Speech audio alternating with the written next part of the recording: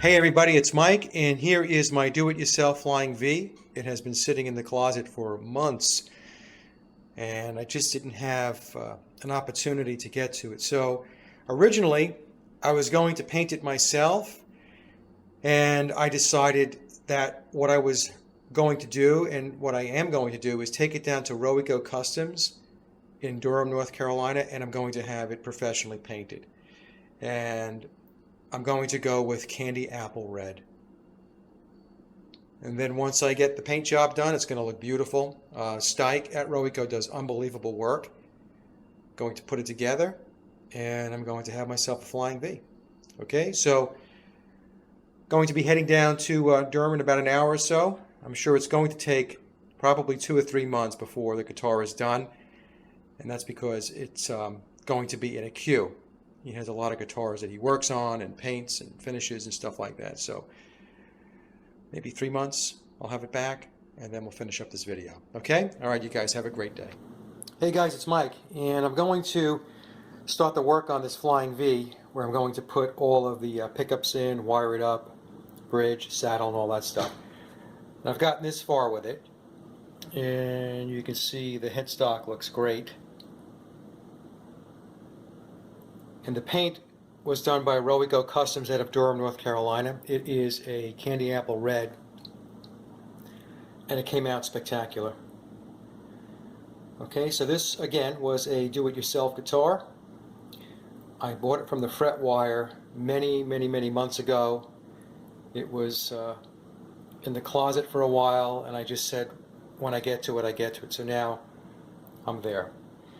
So in any case, some of the things that I'm going to do differently that didn't come with the DIY package is I'm going to be putting in these pickups. These are Donlis ceramics. And I'm going with ceramics because I'm going to go old school with this guitar, nice and loud. And the pickups that came with the guitar, they didn't have the covers. So, you know, they were black, didn't have the chrome covers. And so I wasn't sure I wanted to do that. I really want to spruce it up a little bit with the chrome against the candy apple red, plus the Donlis pickups, as I've mentioned in some of my other videos, are excellent pickups. They're made by Donlis Music, and you can get these pickups from AliExpress. And I will also leave a technical reference below in the show notes where it was broken down by a third party that these pickups held their own against Gibson and DiMarzio. Or maybe it was even Seymour Duncan. But in any case, very good pickups. Ceramic, old school, nice and loud. The other thing I'm going to do is put this pickguard on the guitar. This is custom made. It's a black pearl. And I special ordered it from WD Music out of Florida. This is the pickguard that came with it. Really nondescript. And I don't know, this is just cut so much better. This is professional. This is, I don't know what you want to call this. I mean, it's a pickguard. Then I'm going to put a different bridge on the guitar. This is the bridge that came with the guitar. And you can see it is the typical Chinese cheapo tunematic. You can see it has the retaining wire. I don't like the retaining wires. They have a tendency to rattle. So I'm going with this tunematic, which I bought from Rondo Music. It's the bridges that ship with their Agile guitars. $9.95 plus shipping. RondoMusic.com is a great bridges for the money. So this is what's going on the guitar. The guitar comes with mini pots, and I don't know. I'd rather go with the full-size pots. So here are the full-size pots. I'll be putting them on. The capacitors here, probably okay, but I'm going to go with an orange drop. Let's see what else. The guitar shipped with this plate for the input jack, and you can see, bring it up here. It's pretty cheaply made. It's not even really perfectly round. So I got this off of eBay, and that's much nicer. So that's going on the guitar. Okay, so new input plate, full-size pots, a full-size tunematic. You can see this tunematic is wider than this one, which means I'll have more room for intonation. We're putting a brand new pickguard on, pearl black, and I'm going to go with the Donlis ceramic pickups. So as I do the work, what I'll do is I'll stop and run the video again, and you can see the progress as I move along. Okay, so thanks for watching, and I'll be back in a little bit. Okay, so she's just about done. We're pretty darn close. And tomorrow what I'm going to do is to check the frets to make sure they're level. I didn't do that yet. I expect it'll be pretty good. Overall, not too bad. The wiring worked great. And again, let me just reach over and get it for you. If you want to know how to do the wiring, just go to Seymour Duncan's site. They have the wiring diagrams. You type in what you have. Look at the top left there. 2 humbuckers, 2 volume, 1 tone, 3-way toggle. And that's what I have in this guitar. And there's the wiring diagram. So they're excellent. They really are very, very good. And for the Les Pauls, I don't need this, but this is the first time I did 2 volumes in 1 tone. Volume, volume, and tone. So I figured let me pull the diagram off of Seymour Duncan, and we'll use that. Now, the only issue I had, which took time, was this is a custom pickguard, as I mentioned before.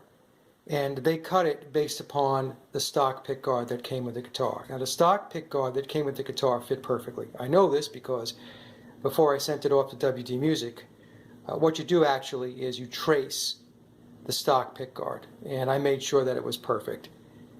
But when I put the original pickguard on, all of the holes lined up for the screw holes and all that stuff. But most importantly, the holes right here to accommodate the posts for the bridge, they were extra wide, a little wider than exact.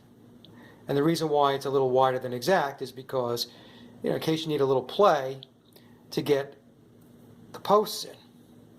So when I went to put these posts in,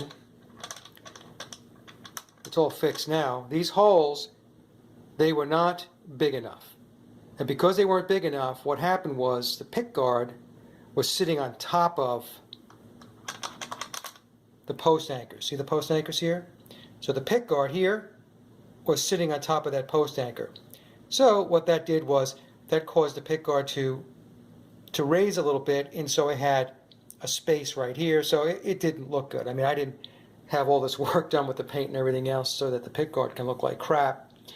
So what I needed to do was take some sandpaper, wrap it around a marker, a round marker, and start to sand the holes and make them larger, and I did. And so you can see now it's where it needs to be. And by doing that, when you put the post back in, they'll screw all the way down without a problem. There you go. And most importantly, the pickguard back here is flush against the guitar. I apologize for the light again. This is doing this in my dining room. And that light tends to be a pain in the neck. The input jack here, as I mentioned before, this I got off of, I think, eBay. The one that came was plastic. It was really crappy. It wasn't even cut perfectly round. It looked really amateurish. So it looks really good now. And tomorrow, like I said, I'll do the frets, to get the frets, make sure they're level. And that should be it. I'll string her up, and she should play great. I did test the pickups by plugging it in upstairs and then tapping them, and it's good. No hum, or very, very little hum. You're always going to get some hum with the guitar, but very, very little. So that part, A+. Okay, so that's it. When I finish it all up and she's all done with the strings on and all, I will do one last video and post it. Okay, you guys, have a great night. Talk soon. Okay, so she's done, and she came out looking awesome. Awesome. So in the previous segment I had mentioned that I had to look at the frets, and I did, and I was hoping that maybe a couple of frets, maybe 3 or 4, maybe 5 would be off, and I would have to level them, but it was much more than that. I want to say it was probably around 15 or so.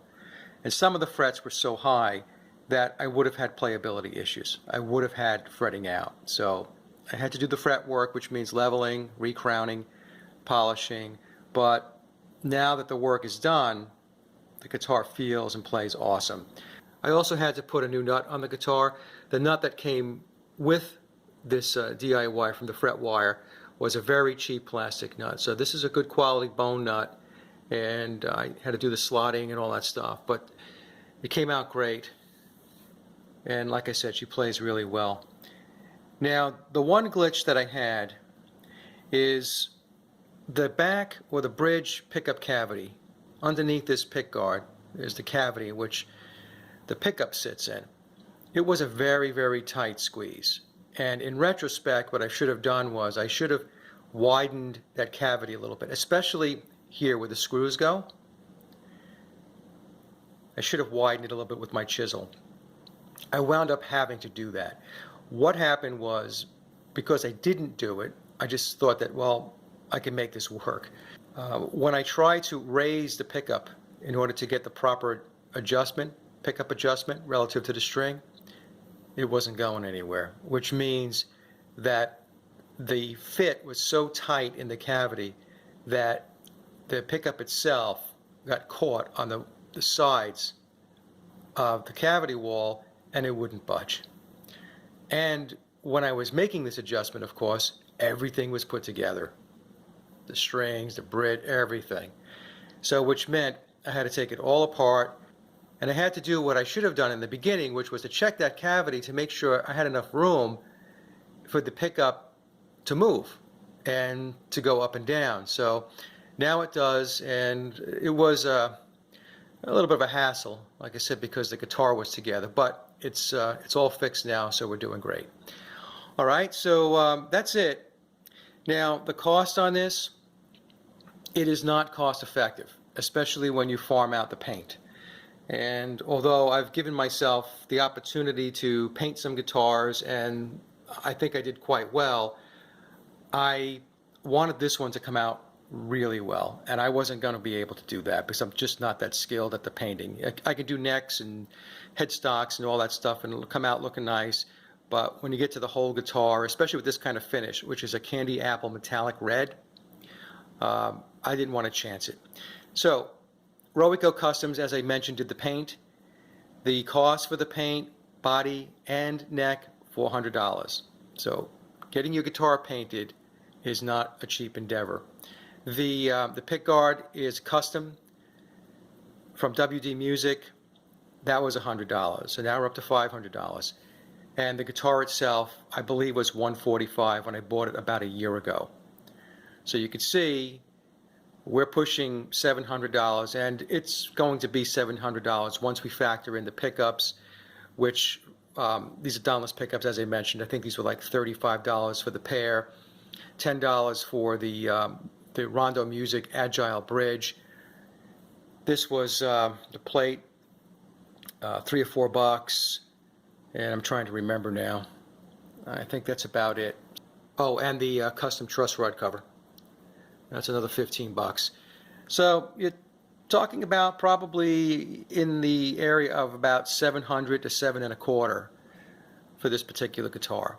So this is not something that is going to be a cheap do-it-yourself, especially when you want it to come out looking like a professional job. But here's the thing. Sometimes you do things like I did with this, and you're not really concerned about a return on your investment. What you're really interested in is having a very, very fine, unique guitar to play. And I believe I achieved that with this. It's really nice. I will try to, if I can, do a sound check with it so that you can hear it. It's very loud. It has a lot of presence. It's very full. And I give a lot of credit to the Donlis ceramic pickups I have in the guitar. It sounds awesome. So if I have time and I can do that, I will do that. Otherwise, I'll leave you with some stills of the finished product. And again, I hope you enjoyed this video, and I'll have the comment section open below. I will be pre-approving because some people just cannot behave themselves. Okay? All right, you guys, over and out. Until the next video, have a great day.